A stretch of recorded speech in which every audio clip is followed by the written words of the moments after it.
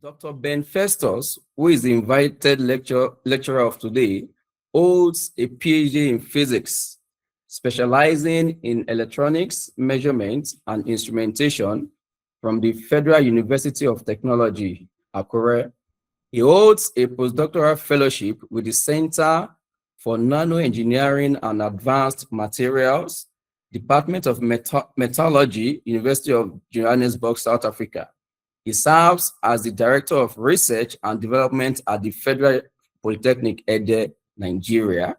He is a fellow of the Nigerian Institute of Science Laboratory Technology and the Institute of Policy Management and Development, and a member of both the Institute of Physics, London, and the Nigerian Institute of Physics. Dr. Ben is the founder of Cool Tech, the world's first smart vaccine cooling device designed to support effective cold chain delivery in remote and off-grid environments. His work sits at the intersection of advanced materials, Internet of Things enabled systems, renewable energy, and sustainable engineering, with a strong emphasis on translating research into practical real-world situations.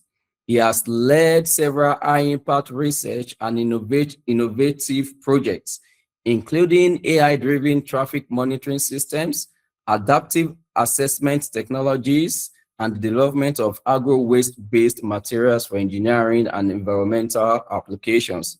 He is a well-published researcher and reviewer for several top international journals with over 25 research articles and 5 book chapters published in Scopus and Web of Science indexed outlets. His work has attracted over 300 citations with an H index of 10 and an I-10 index of 10, reflecting both productivity and growing research impact. Dr. Ben has successfully attracted competitive funding from major national and international bodies, including the Nigerian Communications Commission, NCC, EPCOS UK, Global Exam Services South Africa, TED Fund NRF, TED Fund Institutional-Based Research, and TED Fund Fabrication Grants. Beyond his research, he is deeply committed to innovation development, capacity building, and strengthening industry-academia collaboration. His work continues to champion a shift from knowledge generation to solution-driven research that delivers measurable societal and economic impact, particularly within Africa. Join me in presenting to you Dr. Ben Festus, who will now take the lead to deliver his talk. Thank you very much. Good evening, senior colleagues, and the admin. Permit me to start this presentation by appreciating the admin and the AfriScience Network for organizing such a timely webinar at this time for academics. I want to appreciate the AfriScience Network. I'm a member of, I think, the AfriScience Network 2 platform B. Yes, so that's why at least they have different platforms, platform A, C, D.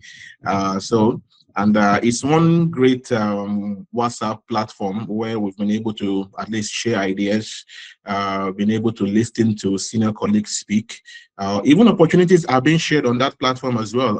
I would encourage us, if you're on this call and you are not a member of that platform, kindly join the platform. You will see on your screen the WhatsApp number that you can actually reach out to join that particular platform, and I'm so sure that your research capacity will definitely increase better than you met it. Like we said today, we're looking at research for commercialization, the prospect and the cons. And one thing comes to mind when we look at this particular topic. We know that on a daily basis, researchers generate ideas. And when I teach my students, I train them to look out for problems. And when I meet politicians and we have to discuss, I tell them, look, all I'm concerned about is problem. You give me the problem, you take the money. And they are like, how does that work? But of course, as researchers, problems is what concerns us. And when there's a problem, there's definitely an idea that comes with that problem, an idea of how to solve that problem. So that is why you find that in every year, as lecturers in different institutions or as students, you find that one of the core aspects of academics is what we call the final year project, whether be it at the undergraduate or at the master's or at the PhD level. You're expected to actually do a research that contributes to knowledge. So, and the birthplace of any research starts with an idea of what is exactly is a problem you're trying to solve, and of course why that problem is actually should be solved. And you will agree with me, but the question that we have here is how many of these ideas or how many of these research actually get to the market? That's a big question. There's so many. In fact, in the university, we are concerned about research, you publish or perish. But we are trying to change the narrative because we observe that publish or perish has only made lecturers poor. Publish or perish has only made great ideas being, thrown in the dustbin without actually having any impact. By the standard of it, a lecturer should not be a poor person. And I've argued it at several fora. A lecturer is not designed to be poor.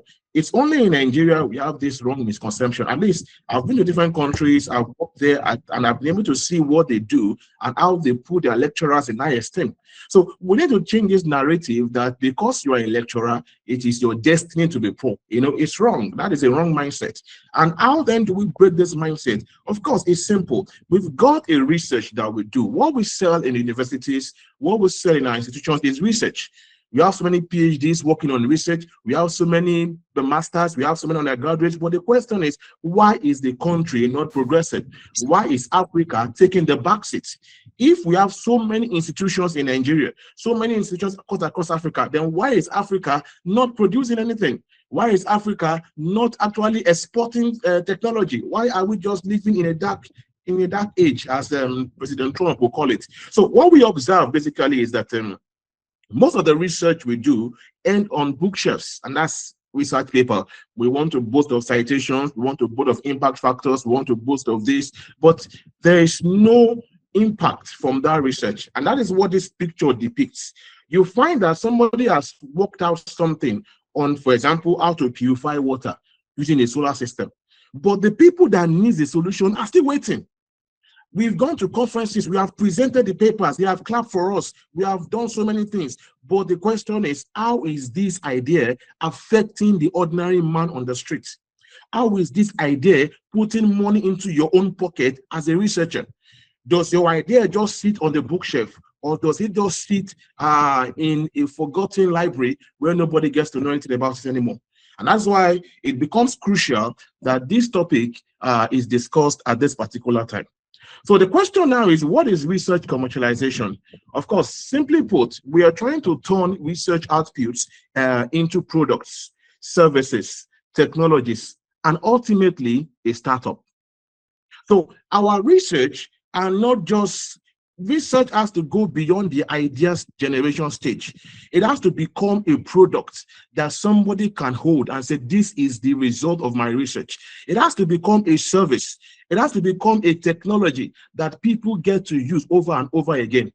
And I've shared this several times. I remember those years when I was still an undergraduate. One of the projects I was working with on then, I was on a graduate, I haven't started working, was to develop rechargeable fans. And then the technology for rechargeable fan was actually not existent.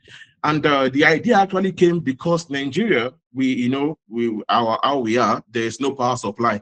The grid keep collapsing, and several governments have never been able to fix the grid. I don't know why the grid keeps collapsing, or it's human that is making it collapse. So, but I actually had this idea to say, okay, we can actually generate, come up with a rechargeable fan. And the first rechargeable fan I did, I had to use this radiator. Many of you that drive a car, the radiator has a fan.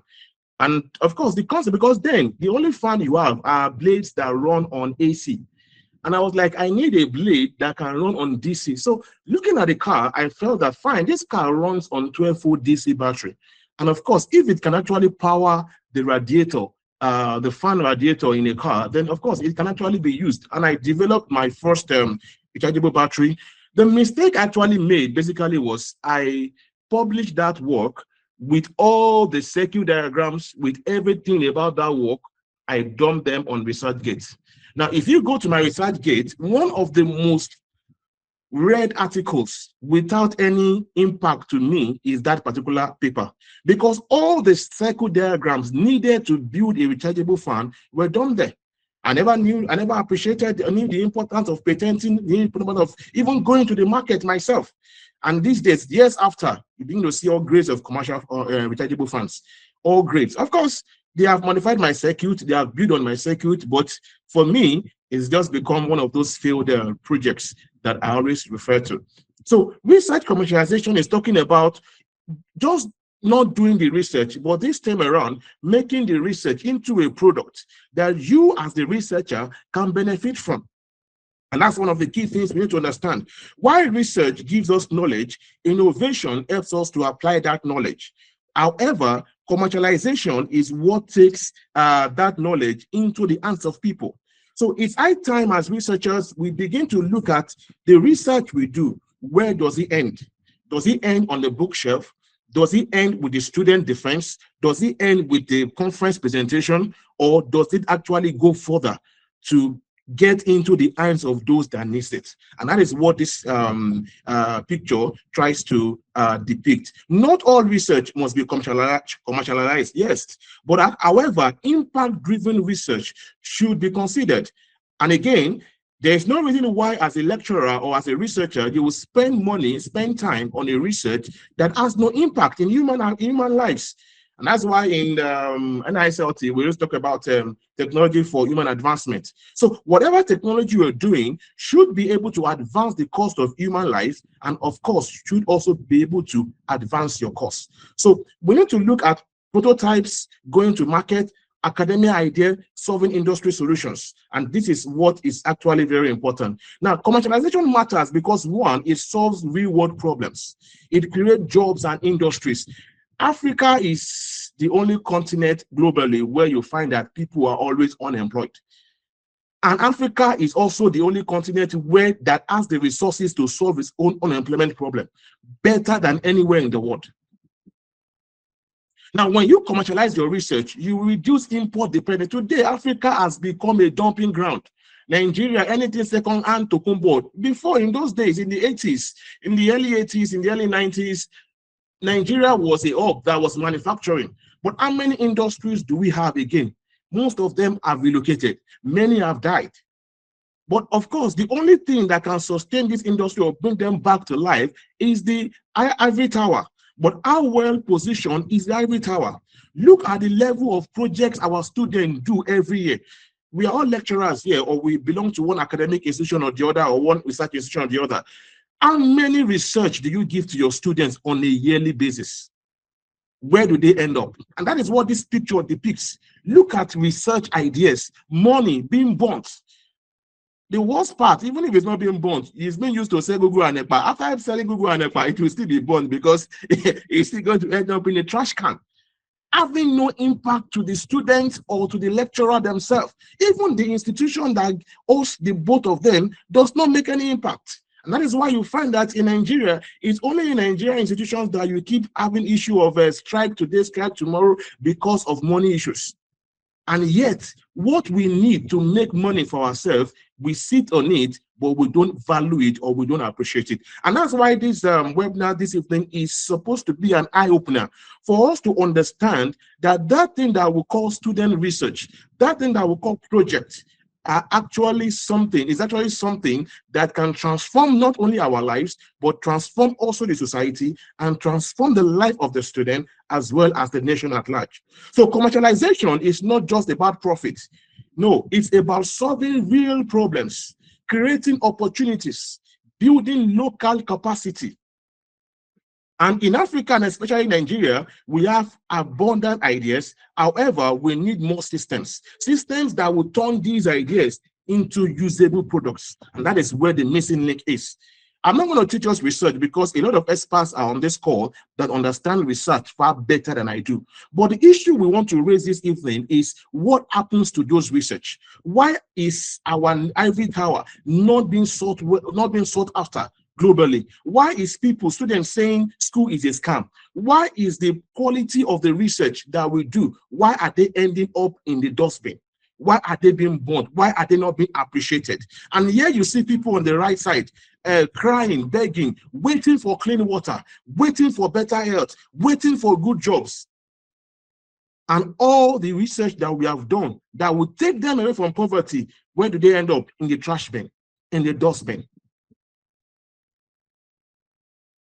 The prospects for research commercialization, number one, is economic and societal impact. What I've done here is I've been able to create two different scenarios. On the left side, you see a researcher, an institution with, you see an institution, I think my slide is off, I don't know. Okay, it's back. All right, so you see an institution with a lot of research activity going on, but the people around them are still suffering. Is what then is the purpose of creating or establishing an institution that cannot solve its own problem, that cannot transform its own society, that cannot even assist its own workers? So we have an economic and societal issue. The only thing that creates jobs is innovation. The only thing that creates local industry development is innovation. All of this is tied to the ivory tower.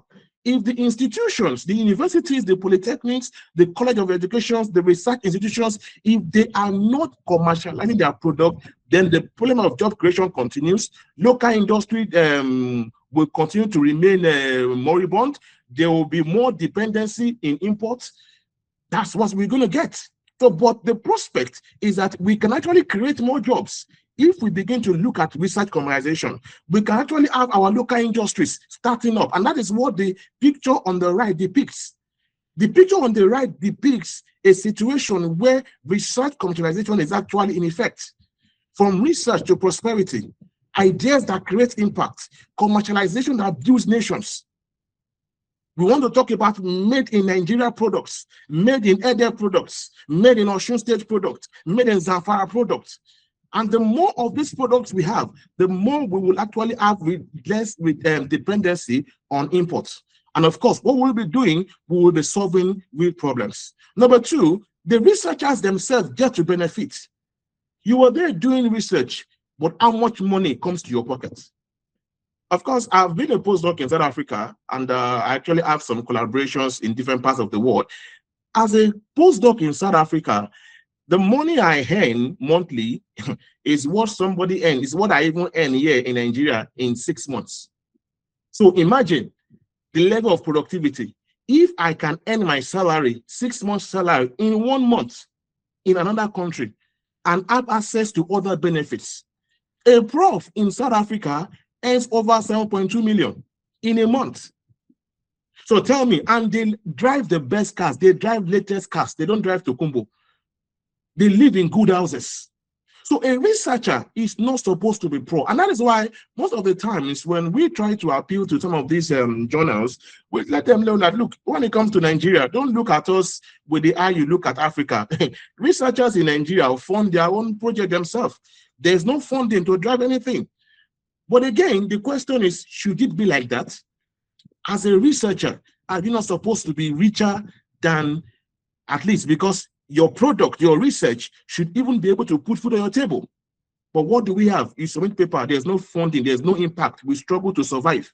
Your children are there, you are struggling to pay their school fees. You struggle to buy fuel, you struggle to pay house rent. But when we begin to think on commercialization, one of the things that we will understand is we will have additional funding streams. We would increase visibility.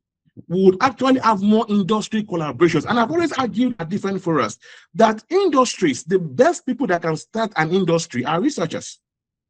And of course, however, there are different issues because starting a business and doing a research are two different big issues that one person cannot combine. But however, the idea for an industry should stem from a researcher. You should not retire and that is the end. You should retire from academics, enter into industry. You should be able to create something of value from all you have taught all over the years.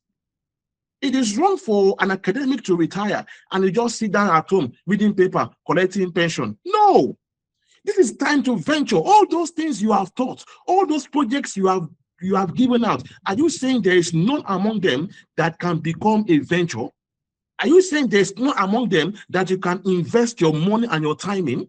Are you saying there's none among them that you can build a company from and hand over to your children?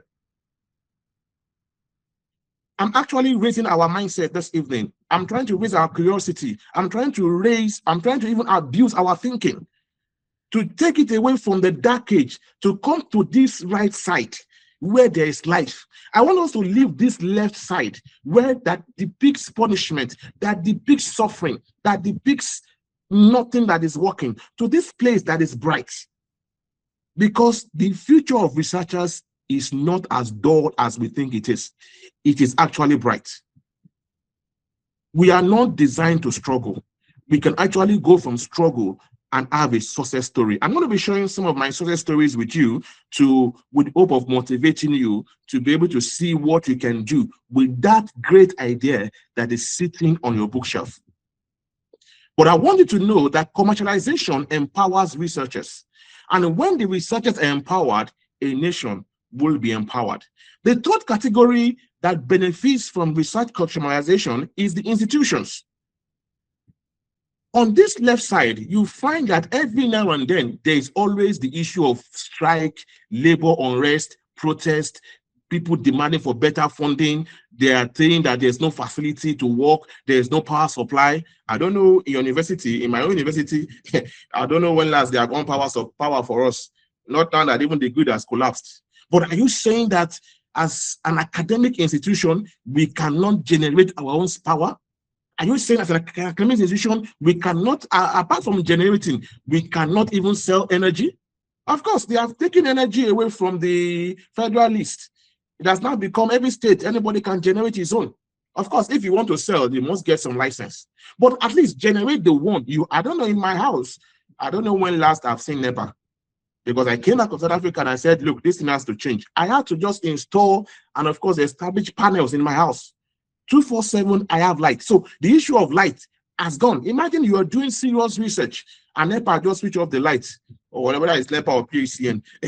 They just switch off the light. What happens to the research? The idea will just disconnect immediately.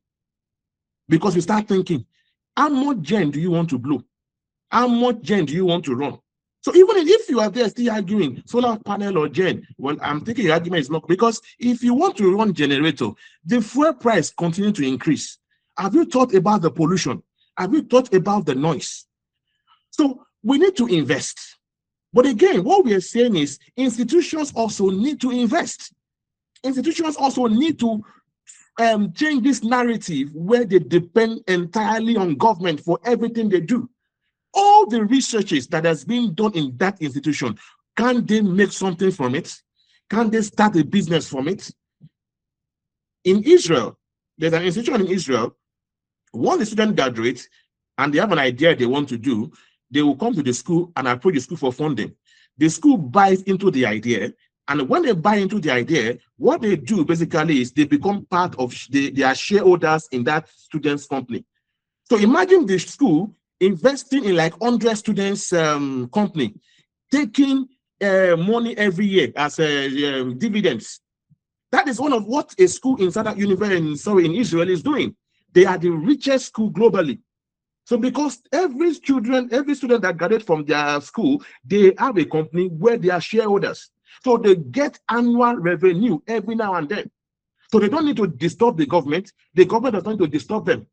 They are even richer than the government. So it's high time our VCs, thank God we have VCs on the call. Thank God we have rectors on the call. It's high time we begin to change this narrative. Look within you, those projects your students are doing, what is their faith? That is your gateway to prosperity. That is your gateway to financial freedom. That is your gateway to funding. Can't you pick at least 1 or 2 or 3 or 4 or 5 of these projects and develop an industry with them? Like I said, I'm here to challenge our mindsets so that we can begin to do things differently. So when we commercialize research, one of the prospects the institution gets is they generate revenue. They build stronger industry partnerships. The ones that you know you cannot do, why not relate with the local industry? We're in Abuja this year, and for a particular program with Ted Fund, and somebody was talking about his meeting with one of Dangote's manager, and he said most of the people that comes to Dangote to discuss business are the white people. The only thing the black people do that Nigerian university do is they'll just go and meet him. Dangote, come and build oil for us. Dangote, come and build this for us. Nobody is going to Dangote to discuss business growth. Nobody is going to Dangote to say, we have discovered a way that cement can be better. We have discovered a way that cement can be cheaper. We have discovered a way that we can make your product better. All we need from you is 15% of your shares of this share, or 5% or 1%. Rather, you see the white people coming to Dangote say, okay, you have this technology that we have. It can benefit your company. If you use it, you will make more money. And the guy said, wow, it makes sense. Let's do business. But for the Nigerian people that owns the Dangote himself, all we do every now and then is go to meet the guy and beg him, bros, come and build house, come and build a hostel for us, come and build this for us. That is not the way to, that's not the industry collaboration we're talking about. That is not industry collaboration. We are supposed to be stronger together.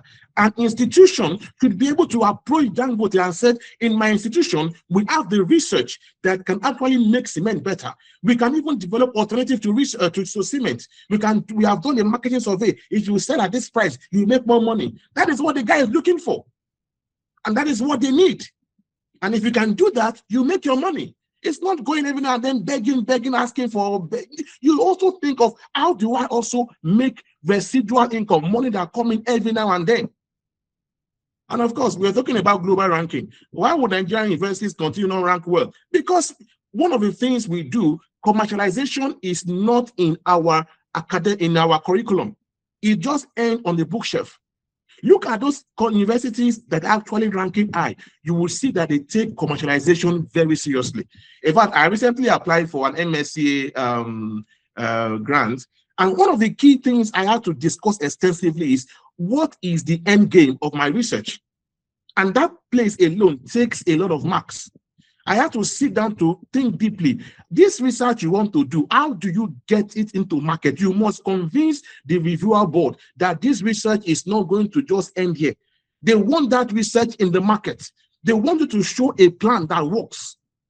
So if we begin to rethink all of this, you will discover that our institutions will no longer be filled with protest, but rather it will become a place or a ground of prosperity. So if you are a VC or listening to this call, a rector, an administrator, I want you to understand that it's high time to invest in research, build partnerships. And when you do this, your institutions will be transformed. And of course, you would have empowered the next generation. So what is the pathway to commercialization? Is it that easy? Yes, it's that easy.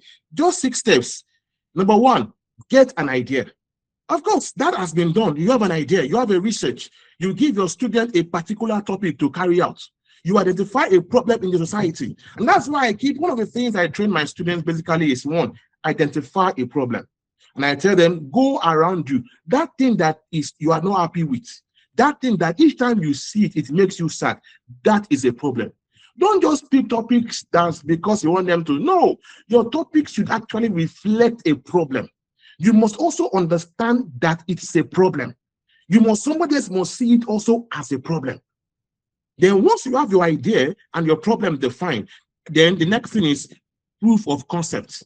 You want to do a research that solves that particular problem. It's either you want to administer a questionnaire or you want to develop something or design something, but at least there's a problem you have identified. Your goal number 2 is to develop a concept that shows that that problem is solvable. And we take, for example, the issue of clean water. These days now, one of the challenges with water, in my street, in my area, I know several NGOs that have built water dams for people. But the main challenge was the issue of light. But now, what are people doing? They are transitioning from the regular grid supply to solar power supply. Because if there is no grid, a place that has no grid, how would they pump the borehole to get the water? So the problem you're trying to solve still exists. So once you have developed the concept, develop a prototype. A prototype shows that, okay, this thing works. And that is where most of the research in universities and in polytechnics stop. Prototype. Nobody takes it further. Then you come back 7 years, 6 years to the same school, you see your project all dust up.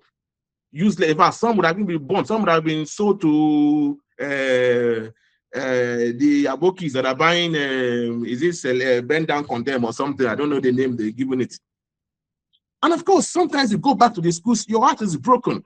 That imagine what I spent so much money on. At the end of the day, it's just there, useless, not having impact to me that worked on it. My supervisor had no benefit from it. Even the school did not benefit from it. At the end of the day, what happens? We throw them into trash bin. We'll sell them to the ISB that come and pack them because they have become junks. So what we are saying here is, for commercialization to happen, we need to integrate 4, 5, and 6. And what does 4 does? 4 actually is a situation where you take your prototype, you go to the market, to the community, to the users, and say, I have developed this. Do you need this? Does this equipment look like what you want? Does this equipment look like what can solve this problem that you are facing? And of course, they will say yes or they will say no. If it is yes, fine. What have we not done well? Is it too big? Is it too small? Should I make some iteration? That way you are living research. Research stops at 1, 2, 3. When you get to 4, you are already transitioning into commercialization. Then based on the feedback you get from 4, you go back to your laboratory, you go back to your house, and you rejig that particular work. I said, okay, the last person I saw said, if I use this, this thing is too big, let me reduce the size. Then you start researching again. Or the next student that is now coming in can now continue from there. So sometimes I would advise that as lecturers, or as lecturers, let's try to push our students to point 4. Whatever they have developed, let them go to the market, to the community, and come back with a feedback. This thing you have developed, does it make sense? Can it be useful? What are the people saying about them? What is the feedback you are getting from them? And based on the feedback, you can begin to say, okay, the next set of students that are coming in will continue from there. They will look for ways to adjust the equipment or the device to meet the need of the market. And once you've done that, of course, you will find out, okay, who else can I sell this to? Can I begin to sell it myself? Can I do direct sales? Can I get people to sell for me? Can I even use the system themselves to sell? Then lastly, you're commercializing. So once you can sell 1, you sell 2, then you are in the market. You are in the market. And that's what Russia does. You see, the only problem with Africa basically is Africa likes good finishing. That's the truth. But Russia, they don't import technology. Their products are crude, but they love it that way, as long as it works. As long as it works.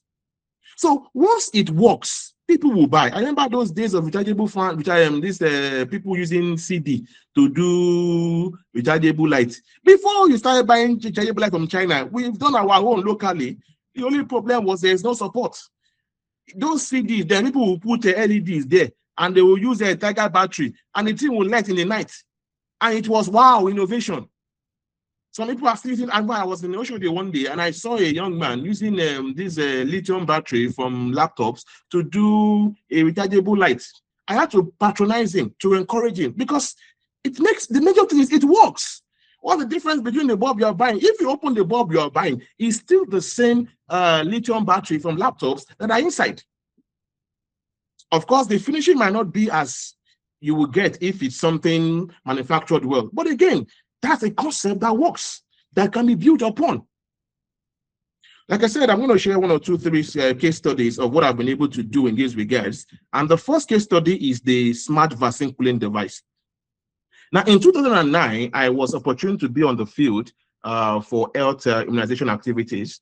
And I observed, I keep telling my students, as scientists, we are actually good in observation. When we are out there, you are observing things and you are taking notes and you are trying to see how you can solve that problem.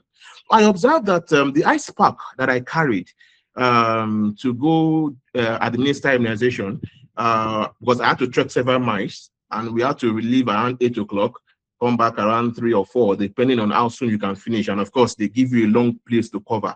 And you are trekking under the sun. You are carrying this cooler, this ice pack, we call them. And of course, what they have there is just this ice pack that is supposed to keep the vaccines cool. But after trekking long hours, these ice packs lose their cooling. And by the rule, a vaccine should be maintained by 2 to 8 degrees Celsius. And I observed that just by mere touching the device, I knew that this thing is not as cool as it should be. So the question becomes, is this vial actually still potent? Of course, once it's out of that temperature range, it has lost its potency. And that is the issue with many of the immunization being given to our children. That is why you find that after a child has been immunized, he still suffers from that same issue. So the question is, what actually transpired? It shows that the vaccine the boy or the child received did not address the problem because it has lost its potency. I did this observation in 2009, but there was no technology, there was no technical know-how to actually implement it until 2023. By 2023, I really understood what I wanted, because in those years, there was no DC. For me to achieve this goal, I needed a device that runs on DC. And it took over 16 years before I could get a device that could assist me in solving this problem. Now, look at the number of children that would have died within those periods. Look at the number of children that would have been infected within those periods. But at the end of the day, I got something, and we started working with my team, and that was how we came up with CoolTech. What does CoolTech do? It's a portable vaccine cooling system. It has a real-time monitoring device, because we observe that most of the times these guys on the field, they don't go to where you send them. They will just carry your cooler and go back to their house and sleep, or even pour the thing away, then come back by 4 o'clock and look tired and say that, come and take your cooler, we are done. And that is why they always do what we call independent monitoring. After the first exercise, some other people will go back to that community and take sampling to be sure that actually immunization activity took place in those areas.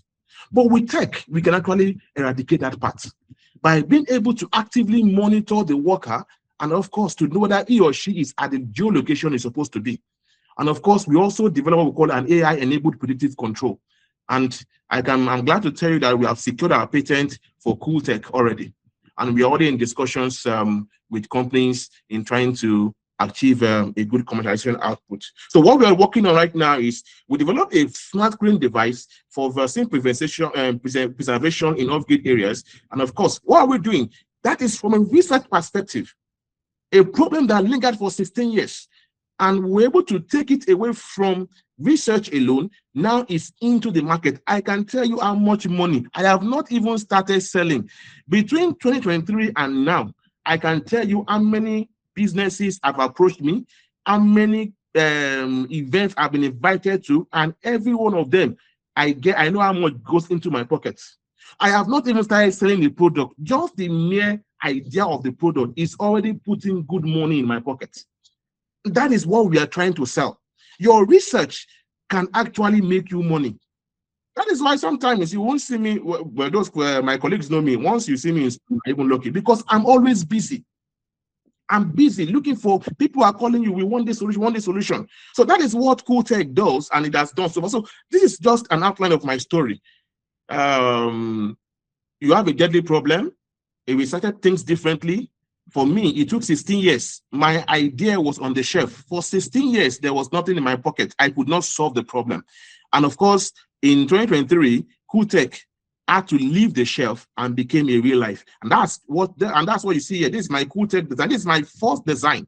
I currently have a second design. And of course, what does CoolTech does? The same device, but now I actually have a solar panel attached to it. I have a renewable battery, and I have all my tracking systems embedded in this. And of course, it was launched in 2024 at the Eagle Square, where the Israeli Prime Minister actually also came around to be part of the launch, as well as TED Fund. Interestingly, I can tell you this product was supported by TED Fund through the TED Fair. So in 2023, I saw TED Fair call, and I applied. And of course, it was a local thing I had before, but when I work with the right people, it left that local thing that looked like so cool. We actually used one cooler like that. But now see how beautiful it is. So as researchers, there are some set of people we need to work with that can help us transform that good idea into what somebody can buy. And this is my team, where we're trying to look at validation. We went to the market. They said, okay, this thing is too big. Can you make it smaller for us? Can you revise this? So we went back to the lab, looked at them, and said, okay, what can we do? How can we improve? How can we make it better? They said, okay, it's too big. We don't want something that they can carry, because what we designed this for was a back space, something you can carry on your back. But they said, no, people that work with us, they are elderly people. They don't like bags that they can carry. They want something they can put on their shoulder that is lighter for them. So we went back. So we've taken our product to the market. We have asked the market, does this look like what? They said, yes, in fact, it's what we want. Can we have them? But okay, fine, you will get them. But what are the challenges you are seeing? They said, oh, fine, it's a good design. It's too heavy. It's light. It's too. We said, that's why we put. They said, no, backpack. So people that have to trek long miles, by the time they put something on their back, they will start complaining of backache. And they said that's why they need a smaller. So we went back and started iterating. Say, okay, how can we make it better?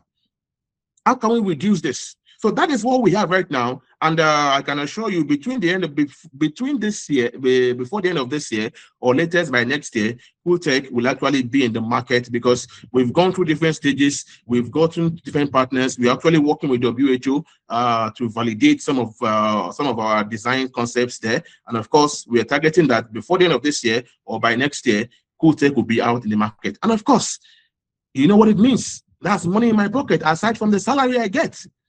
I can retire and face my Polytech business. So the research that you do is not supposed to just end on the shelf. It's supposed to even carve out what you will do after retirement. The second research that we have done, this one was funded by British Council. We looked at this situation where CBTs, computer-based exams, and one of the challenges about CBT is, one, it is infrastructure heavy. It is power dependent. You have to, if you don't have generators to run, you can't run a CBT center. You must have buy so much money on computers that breaks down every now and then. So we had this idea, and I saw to British Council, there was a grant that came, and I applied with my team. I said, okay, we want to do what we call that mobile-based adaptive assessment. We want assessments done on mobile phones. And my colleagues were telling me, Dr. Ben, you are too ambitious. British Council, your idea is not. I said, look, there's no bad idea. The worst I will get is a no. And when the report came back from the team, they said, look, of all the ideas that were submitted, this is one of the best we have seen so far. And we were the only team that was funded in Africa. Now, this research alone, I knew how much money it placed in my pocket. This research alone, I knew how many countries I visited with it. Now, the beautiful part about it that British funded us to do this research, and of course, they've given us the right. They are not taking back the software. They are not taking any, they all just want to say, okay, it's working. Go and use it. Go and sell it. So we've painted in our research. We are trying to make, in fact, in my school, that's what they do. We don't do CBTs. Students come with their mobile phone, and of course, they take their exams on their mobile phone, on their mobile devices. And you're saying, oh, how do you undo the issue of theft? A lot of things we have introduced into the system to prevent fraud, to prevent somebody writing for somebody else, to prevent duplication, and it works both on Android and iOS devices. So if this alone is what I do after my retirement, I'm earning money. And of course, this is actually working one side. So we have people we consult for on this. So what we are saying is, of course, these are researchers, computer people. But you are in physics now. What's the business with computer? Okay, we'll stay there. Who is not looking for money? Wherever you are, regardless whether you are in marketing or in fact, I need a marketer for you because I can't do marketing. It's not my area. I'm not good at marketing. But of course, I will need a marketer to help me go to schools and say, okay, we have this product that you want to buy. In fact, the first day we presented this research at a rector's, all rectors event, all the rectors had to call my rector and said, we want that particular software. We want it because we are seeing prospects. So sometimes don't underrate your idea. Don't look down on that research topic that you have. Don't say, oh, this research does not make sense. There is a market that wants it. There is a market looking for it. You need to ensure that your research gets into the hands of those that need them.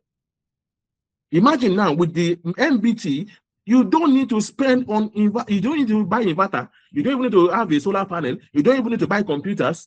The students themselves bring the device. That's why we call it BYOD. Bring your own device. The students bring their device. They take the exam on their device. And of course, they go back.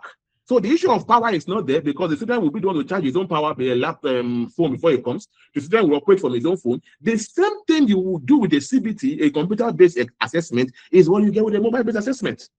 So this is innovation that we are actually talking about, commercialization. And of course, because by the rule, whatever we design any school, the school gets part of it. So if the school is serious, you know how much money the school also will be making in return. And this is the last one I want to share. This is what we call the smart traffic system. This was one of the research I want. And what were we thinking about? We're just, as scientists, we are crazy people. We just like thinking about crazy things. I ask myself, why would, I don't know, it has happened to you. You've been to a traffic light intersection, and you find that the other lane, there is no car, but the light is counting down. And this other lane has so many cars, maybe because it's traffic hour or closing hour. And the other lanes, there are just few cars. But you will have to wait and count. But if a human being is there, how will a human being attend to that situation? Of course, it will see that that place has lesser traffic. It will keep them and allow the place with more traffic to pass. So we came up with what we call the smart traffic system. And I got a team together. And we won the grant. And that's what we are doing. We're developing a traffic light that thinks. A traffic light that can save, that can identify several road crashes, road offenses.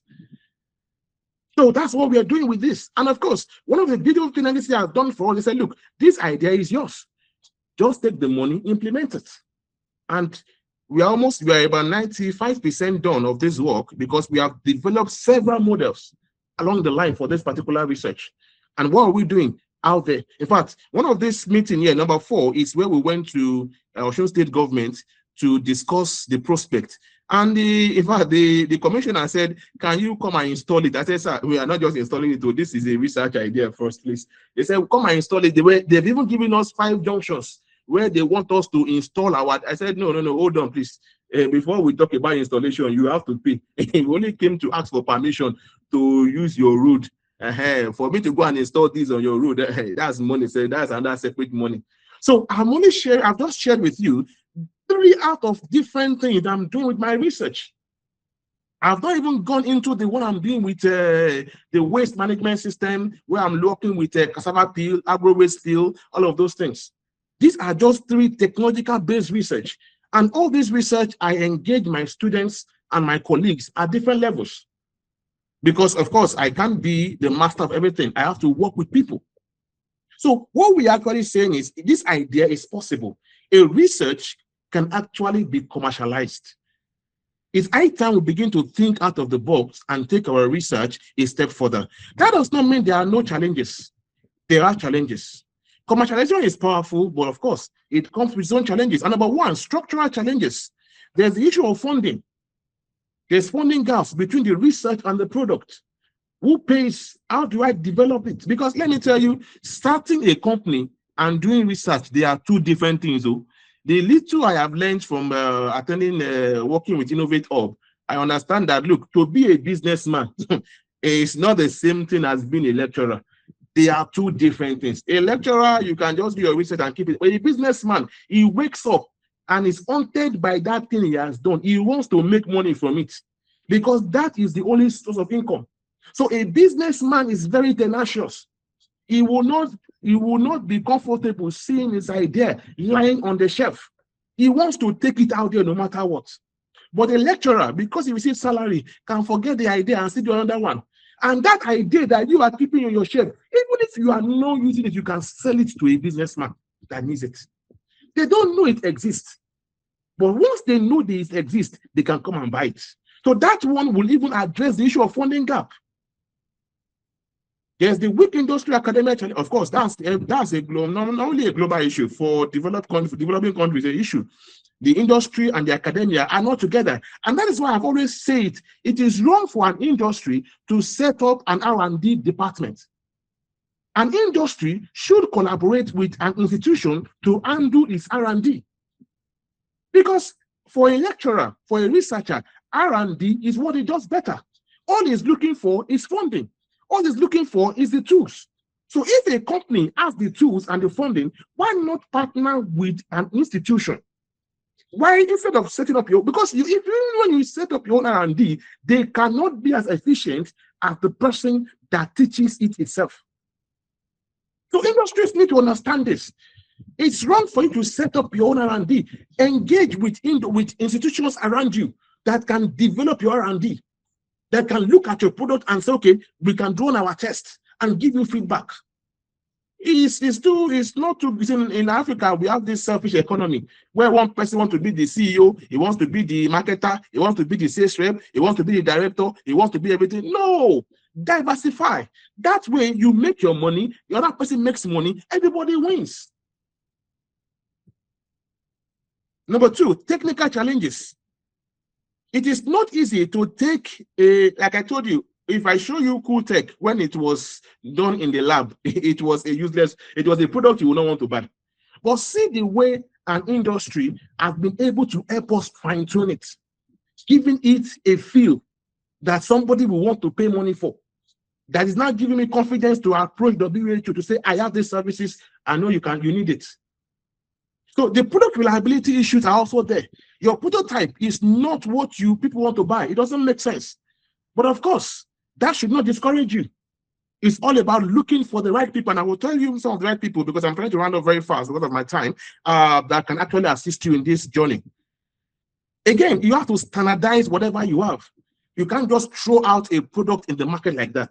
There must be a standard that says, okay, this product was tested against this standard and it met this standard. That way, people that want to use it have confidence. Imagine me, you buy a phone today and somebody comes back to me and says, the phone you sold to me is not working. There will be issues because the phone is supposed to work at least for 5 years or even 6 years.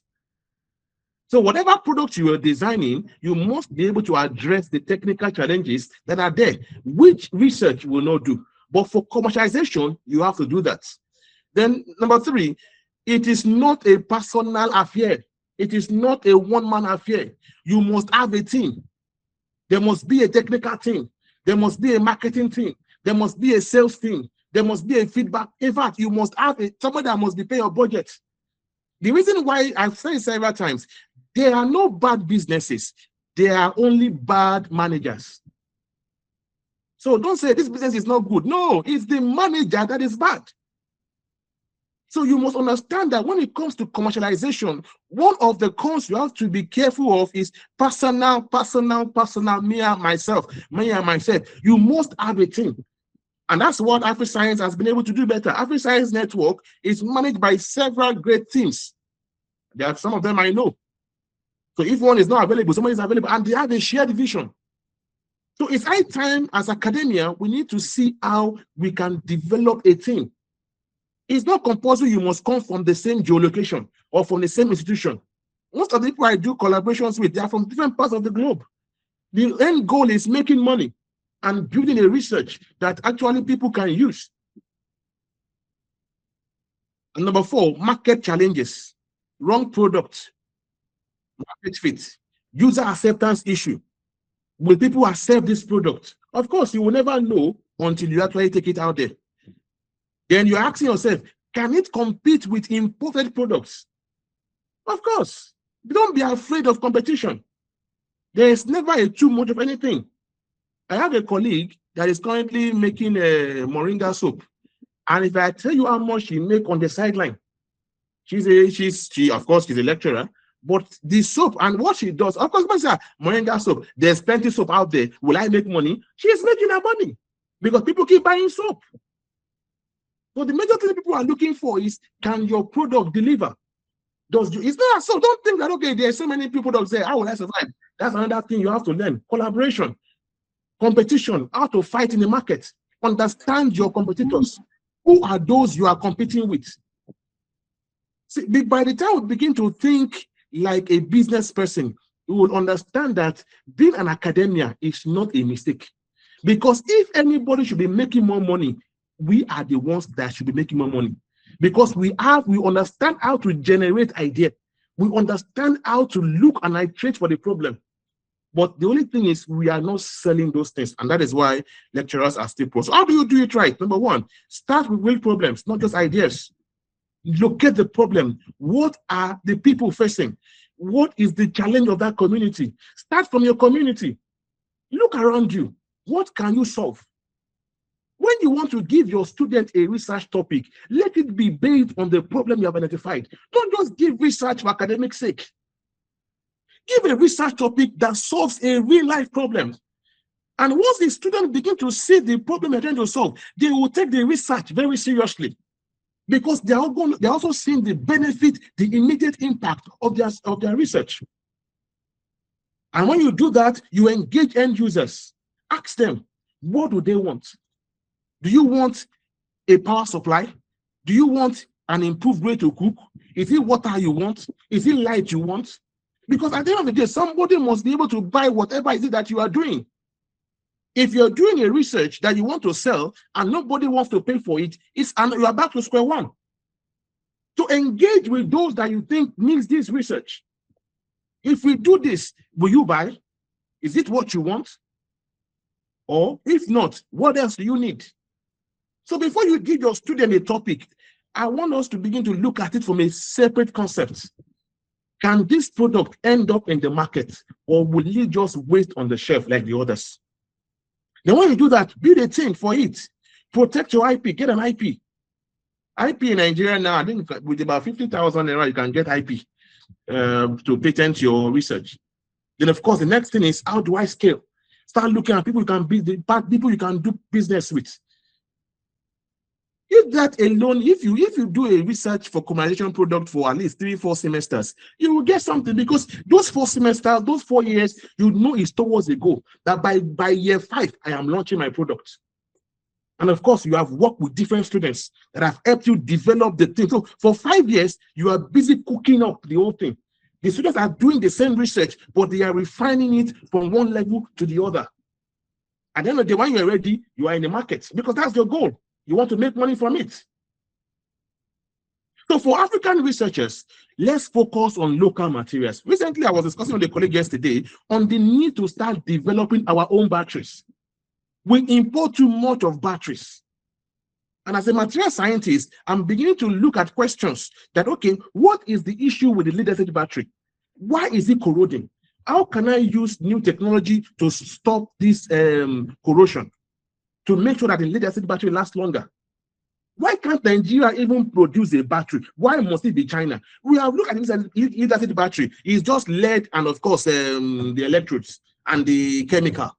These are just limited. So why can't we do that? If we do that locally, the cost of batteries purchased will go low. So let's look at what we have. What can we do with what we have?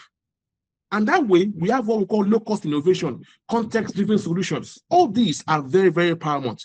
Innovation thrives when purpose meets strategy. If you don't have a strategy, no matter how good your idea is, it will just be a waste of time. And of course, to achieve all of this, you need collaboration. You can't do it alone. And that is the challenge I keep having with African researchers or lecturers. We don't collaborate. We don't collaborate. We don't collaborate. Fine, they said jack of all trades, master of none. Well, some people said that was not the full proverb. That the full proverb is a master of one is a master of none. Whichever it is. But one thing is, collaboration is a situation where 2 or more people come together to share different tasks. Now, the only thing I want to make here for collaboration is, before you go into collaboration, please sign agreement. Don't wait for the money to come before you sign agreement. Sign the agreement before the money comes. I am saying this because it has beaten me twice. Once the money comes, the people will just change it for you. They will change it for you. They will not do the work. They will collect money, and we know, I thank God all of us know, we are all in the same field here. We know we are Africans. Once the money comes, they will leave the work for you. And it is you and the founder that will have to go and start sorting yourself. So before you engage somebody, sign agreement.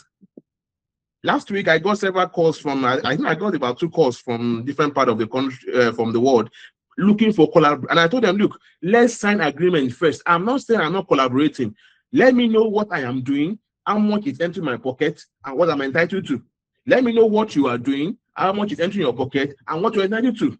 That way, before we start at all, because by the time the money comes, to sign the agreement will be difficult. But the main fact remains that you cannot do it alone. That is why I said industries should not be having their own R&D units. They should sublet it to an academia. They should look for institutions around them and give them that tax. The money they will spend to develop their own R&D, they should use it to develop a center in an institution. One, the students will learn. There will be no duplication because the industry has the money to buy the equipment. So why not carry the same equipment and put it in an institution and give them a tax? And that way, it's easier for a lecturer to train his students with those equipments, so that whatever student that graduate from there can even work in the lab of that, in the lab of that, or in the industry, because they have been trained. So instead of the industry spending more money trying to train and retrain, they have students that are coming from institutions that they have partnership with. Go to so many industries today, most of their high-tech equipments are down, not functioning. Why? Because the technicians to service them are not available, and they don't have the money to import technicians to come and do them. Not with an academia or an institution. Those ones that have been studying that equipment every now and then. So even when they have issues, they know how to fix it. They have trained the engineers for that. They can even along the line reverse engineer, develop their own. So collaboration is when academia works separately, industry works separately. We have just this rubbish that we have in Nigeria. Nothing works. Everybody is doing their own. Nothing is working. So it's high time we collaborate. Interdisciplinary teams. You are a marketer. Does not mean you cannot work with a physics person. Come to a physics person. What are you doing? Go to engineering. What product do you have? I'm a marketer. Let me help you market your job. I'm an accountant. That's what I'm trained for. Go and look for collaborations. Don't just sit down in the office from morning till evening doing nothing. Apart from local collaboration, seek for global partnership. There is money globally. I tell you, there is money. There is money in academia. It's because we are here in Nigeria and we are here in our local terrain. That's why we are not seeing it. There is money. There is money in academics. Serious money to make. And no one person can finish making that money. So it's high time we begin to look at this mindset. How can I partner with somebody in UK? I just told you of a grant I won that the British Council said, wow, this is one of the best. And my colleague was telling me, oh, the white man has done everything. I said, no, the white man can't do everything. There's something that I'm thinking they are not thinking. So you can, even if you are rich, there's still a limitation. There's still a problem you can't solve. A rich man is never happy because there's still something that is not making him happy. So if you can locate the source of his sadness, you are into money. So no single researcher can commercialize. I've told you, for commercialization, you can't do it alone. You must have a team. I'm not an accountant. I can't be doing balance book, balance credit in, credit out. It's not my concern. My own job is to create the business, bring the research idea. Somebody else should do the cash book. That is, somebody else should go to the market and sell. Somebody else should even be doing the technical stuff. Somebody else should even be the CEO. My own is, let me be a shareholder. In fact, by the rule, by the civil service rule, you cannot be a shareholder. You cannot be working in two places. You can only stay in one place per time. So employ somebody to work, do the job. But when I came up with Pooltech, one of the first questions they asked me, said, are you willing to sell? I said, no. They said, but as an academia, you cannot run the business. I said, yes, I will definitely get people that will work for me. I will just be a shareholder in my own company, and that's fine. So you cannot commercialize alone. You need engineers, business experts, policy supporters. You even need the government. You need people that can work with you. So collaboration is the backbone of any successful commercialization. And one of the things that is actually happening in Nigeria and Africa now is what we call innovation hubs. Innovation hubs is what is actually turning research into real-world impact. And in Nigeria, Innovate Hub, of course, I'm not selling them, but when people are good, tell people that they are good. This small place, the annoying thing, well, the interesting part is VCs, ministers, rectors, they go to this place. This place is not sitting on more than some plot of land, but you need to see what they do every year. Every day they have training. Every day they help researchers turn their research idea into products. So sometimes you need to leave the comfort of your university. You need to leave the comfort of your office. Go out there and see what others are doing. There are people, these guys are waiting to help you. And that's why we said from research to commercialization, it's like a bridge you must cross. And to cross that bridge, you need an innovation hub. So we have different innovation hubs helping startups, trying to convert research into commercialization ideas. And can I shock you? Tech Fund has already bought into this. Through Tech Fund, Innovate Hub, as what we call the Tech Fair. They have what we call the ASIP. They have what we call the CIF. They have about 7 different programs, strictly for who? Academia. Yes, you heard me right. Strictly for academia. So if you have not tapped into this, tap into it now. Whether in the university, they have a program for universities, they have a program for polytechnics, they also have programs for colleges of education. In fact, they have what we call research for impact. Many of you have been there. My question now is, since you have been there, you ate your food, you will sleep in good hotel, they pay for your flight ticket. When you came back, what did you do with those ideas? Some of you were here, some of you listen to me, you have been to this venue. Since you came back, what have you done with those great ideas that you got from here? Let's tell ourselves the truth. It is not enough to attend good seminars, good webinars, good events. Whoa, great, wow. The next thing is to be challenged. To say the next time I'm coming back with a product. I got here only once, and that was through I had to apply for of course, I had to apply, write a proposal. I was selected. And since then, my journey into commercialization has changed. My research has changed. In fact, apart from my research changing, it even reflected in the quality of papers I write.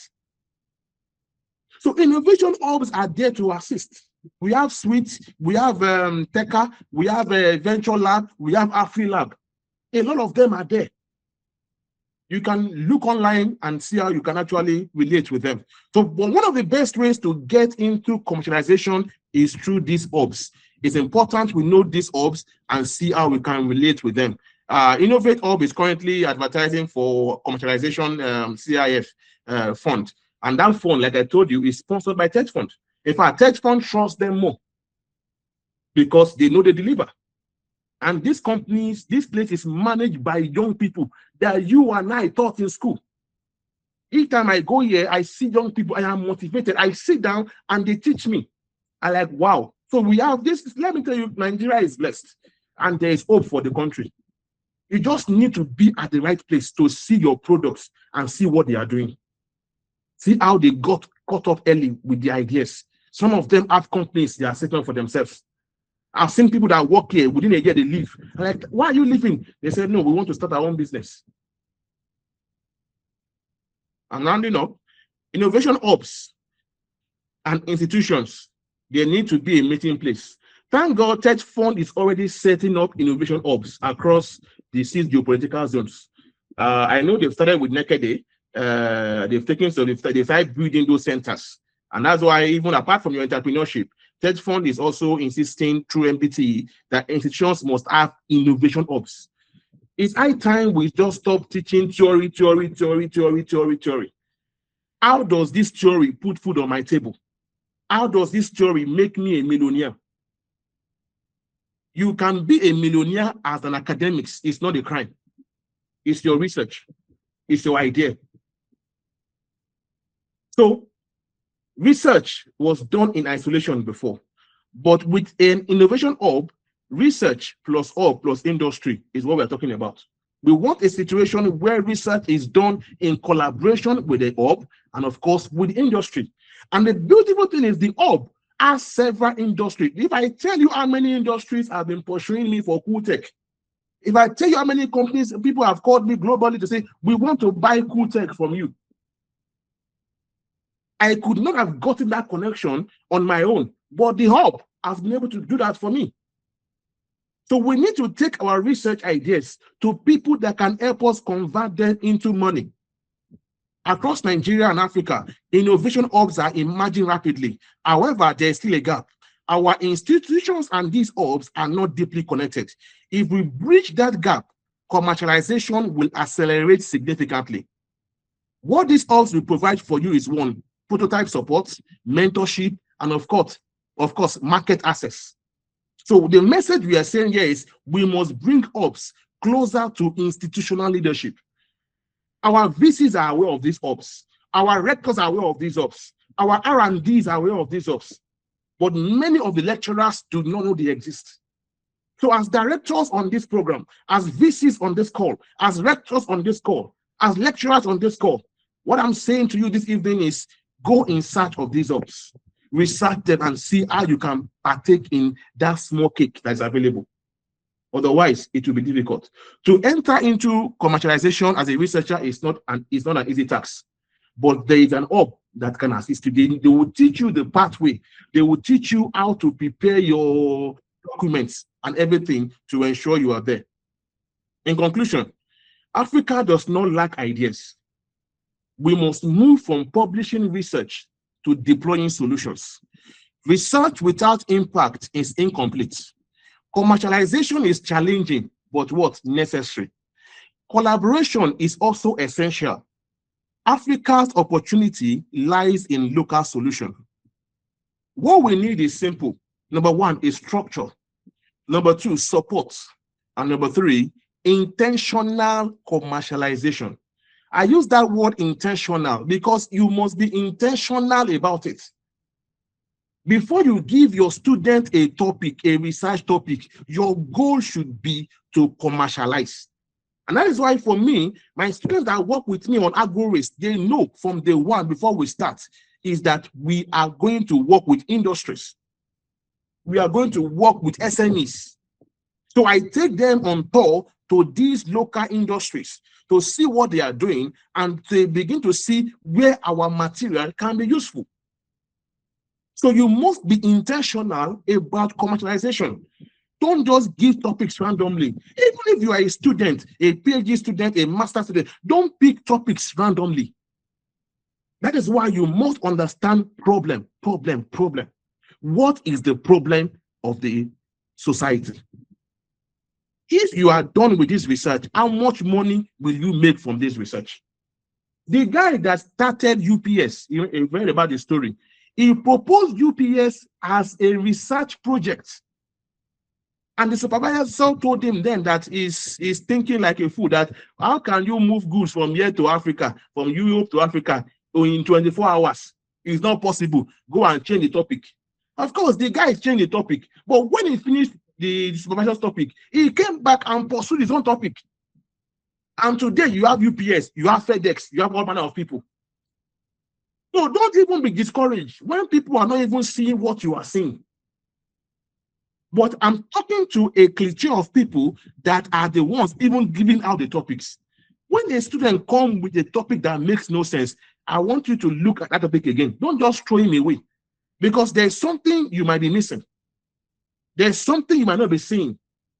Don't be quick to reject topics because they don't sound academic in the context.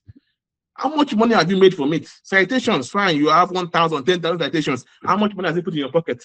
When you retire, where will you want? How much money will it give you? But imagine you building an industry before you retire. Imagine you owning a company before you retire from your own sweat, from your own 35 years, 40 years that you have put in service. I hope somebody is challenging this evening. My final thoughts for you is, will you buy your own research if it becomes a product? That research, that project topic you are giving to your students, will you, if you see it on the market, will you buy it? If your research becomes a product, will you trust it enough to use it? I mean, why will you give somebody a research that you yourself will not use? In my house, when most of the things I have in my house are what I develop in my lab. My own solar automatic street light, I have that. I developed myself using my own casing. In fact, when I was installing my solar panel device, I did it myself. So if you have a research you are doing, will you yourself use it? If the answer is no, then we must rethink how we design our research. If you know you cannot answer yes to this question, please, colleagues, go back and think again. This thing you are giving out, this project you are doing, don't you think you need to revisit it? Because commercialization depends on just three things: quality, usability, and trust. Quality, usability, and trust. Can you trust your own product? Trust it enough to use it. If you want to collaborate with me, you can actually reach out to me. Like I said, I'm also looking for collaborators. We're all looking for money. So if you have some ideas that you want to research and you are thinking about it, you can bring me on board, as long as we are going to actually make good money from it. And I'm available. This is my contact that you can use to reach out to me. And I think it's a good place to appreciate you for your time and thank you. I hope I've been able to speak to the deepest part of your mindset. I hope that this webinar is actually going to be something that will change your life forever. Once again, I want to appreciate the organizers for the privilege to share from the little I have. And I look forward to questions and feedback. Thank you. Thank you very much for the talk. I'm sure every one of us have really learned a lot from you. We enjoyed the talk very well, and I'm sure we are not, same again. It's hearing from you. I can see that you are very passionate about commercialization research for impact, and I'm sure that's how every one of us this evening are feeling at the moment. So we have the opportunity to take some questions quickly before we call it a day.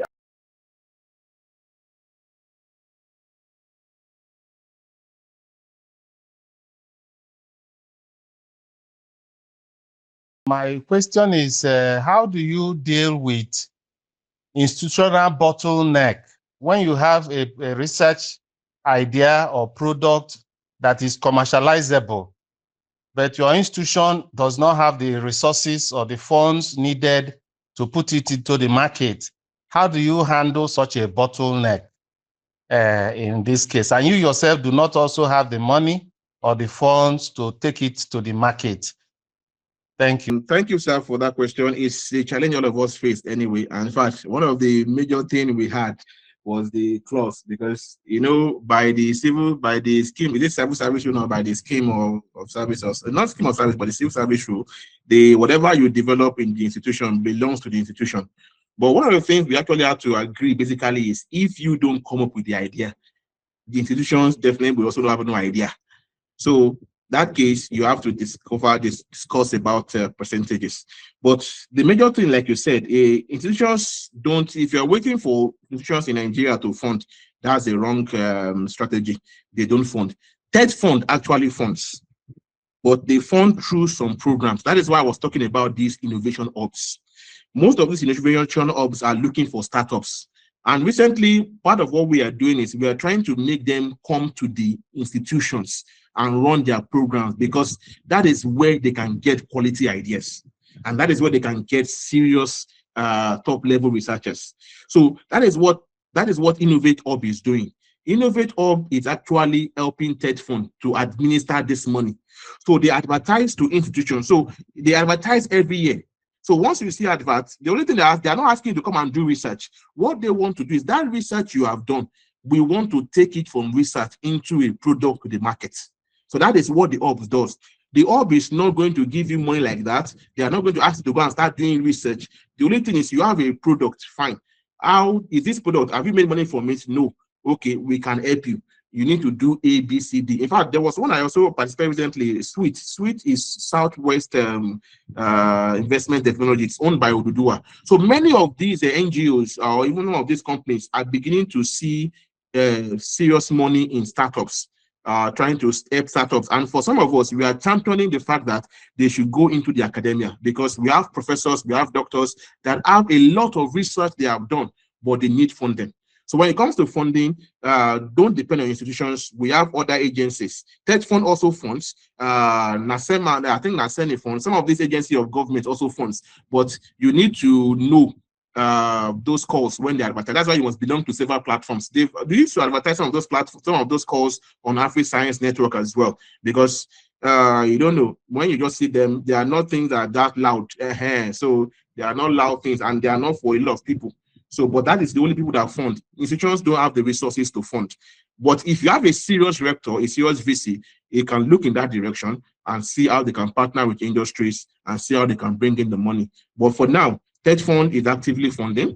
We have, but you can't access the fund directly. You have to go through some innovation hubs. And of course, we also have what we call the angel investors. They are there. They are looking for ideas to buy. Like I said, innovation hubs create programs that allows these angel investors to come. They will discuss with you. You have an idea. They will ask you, do you want to sell or can you do it? Once they see a prototype and the prototype looks like, I have a friend that did a chalk marker. And of course, the first company that approached him was offering him 20 million naira. But though he said he was not selling, but I don't know if he has been able to make any money afterwards. So you can decide to sell it, 20 million, put in your pocket, go back to your lab. So I hope I've been able to answer that question, sir. Thank you, sir.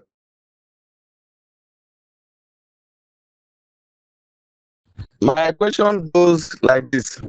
As a PhD student, not attached to any organization, but running a PhD, you have a research work that is sellable. I want to ask, at which stage are you expected to approach a company, or maybe the project that is towards a company to solve a particular problem in a company or in Nigeria, but you have some agencies that handle such a problem at the top, but your research is toward that angle. At which stage are you expected to approach them? Well, I think the best thing to do is to approach what we call at the MVP stage. Once you are done and you are sure of the prospect of your work, even before you approach, make sure you patent your work before you approach, because we've seen cases even from history where people approach too early. And of course, because that idea, so for somebody like me, if you come to discuss something with me, I don't need to see your product. I already have an idea and I can replicate. Of course, I might not attend to it the way you would do, but I will still solve that problem. So to avoid idea theft and to avoid issues where you speak too early, it's better you only approach at the MVP stage. When you know your product is ready, your patent is ready, so that they cannot steal your idea. Even if they steal, you can sue. So, and before you even discuss everything with them, you must sign agreements, a non-disclosure agreement. In fact, and that's why we said with commercialization goes beyond yourself. You need a lawyer. Somebody must draft that for you. A non-disclosure agreement. You need a lawyer to do that. In fact, it's even better you won't approach them with a lawyer, because you know that, okay, this thing you have, you are sure they need it, and they also know they need it. So, but if you don't engage the right people, you will discover that before you know it, your idea is stolen and you won't make money from it. So I will always advise that I approach them when the idea is complete, when it's ready.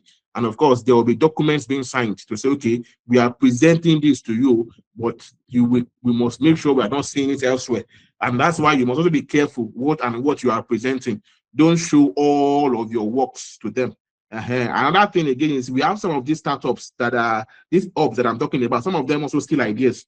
Because you have smart guys, it's a country where everybody is smart. So you also have to be smart when you are, because research and business, they are two different things. So you don't have the energy for business. Those guys have that energy.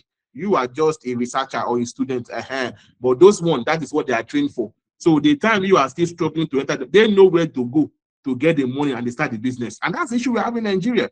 Only if these rich men and co can actually release money for academia, for young people. They have ideas, great ideas, but no funding. And yet you see our politicians carrying the same money to countries that don't need them. I mean, Africa, we have, I don't know. Maybe somebody else will research into our mindset. Because why do you take money to a country that don't need it? And your own people need the money to solve their own problems. So, because the major key to industrialization is funding. Without funding, you can't do industrialization. So it's important that you don't sell out your idea too early. And of course, wait for the MVP, test run it, do all they also ask you questions, because you have to convince them that your idea works. So you must also do what we call market validation. Go to the market, assure them that if they buy your idea, 50 people are ready to make money, only people are ready to make, so you give them that confidence, then they can go ahead and invest in your idea. Thank you so much. We really appreciate everyone that has been on this call since we started. It's been over 90 minutes now. I must sincerely appreciate Dr. Ben Festus for the talk, for the very passionate presentation on commercialization. I'm very sure we all are more knowledgeable. We know what to do when it comes to commercializing our research. It's you. We thank you, Dr. Ben. We thank everybody that has joined us this evening. The AfriScience Network, this is what we do. We put our brains, our best brains together to come and teach us, to come and, make us grow from where we are to a better position, such that we can able to impact the society in a more enlightened manner. So we will be coming up with other seminars, other webinars every month, and we implore you all to stay in touch, to stay glued to our platforms, make your contributions, ask questions. If you have any challenges, raise them, and I'm sure the experienced researchers, professionals we have on board will take their time to listen to you and to answer you. So once again, we appreciate everyone. Thank you for attending today's webinar. Thank you all. Thank you for coming. Thank you very much.